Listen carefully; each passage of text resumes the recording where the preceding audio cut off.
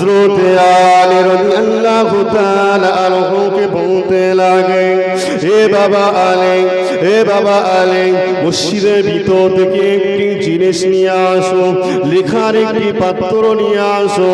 হযরত আলী চলে যায়, মসজিদের ভিতর থেকে লেখার একটি পাত্র নিয়ে আসো, তার উপরে লিখে দিতে বলল।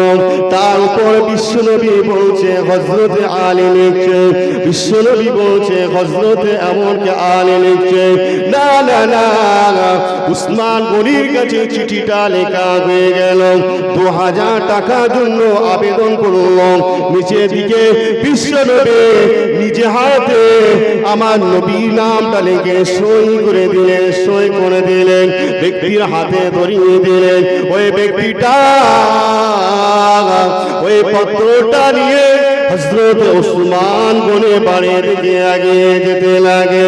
উসমান গনি বাড়ির কাছাকাছি গিয়ে পৌঁছে যায়, দেখা যায় বাড়ির ভিতর থেকে উচ্চ আওয়াজ চলে আসে। ছাজালো অবস্থায় হযরত উসমান গনি বলতে লাগে, না না না, আজকে এই কেশিয়ার পথ থেকে ছড়িয়ে দেব, এই কেশিয়ার পথ থেকে ছড়িয়ে দেব। যদি এই কেশিয়ার টাকাটা ঠিকঠাক ভাবে নামিল করতে পারে, টাকাটা যদি ঠিকঠাক ভাবে নামিল করতে পারে, তাহলে আমি উসমান এই কেশিয়ার পথ থেকে সরিয়ে দেব। কেশিয়ার বড় চিন্তিত হয়ে যায়, বারবার টাকাটা হিসাব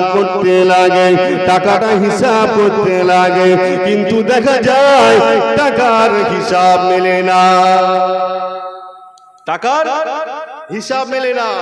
কিছু কিছু লেখা আছে কিছু কিছু জায়গায় 25 পয়সা, আবার কিছু কিছু জায়গায় লেখা আছে 1 রিয়াল।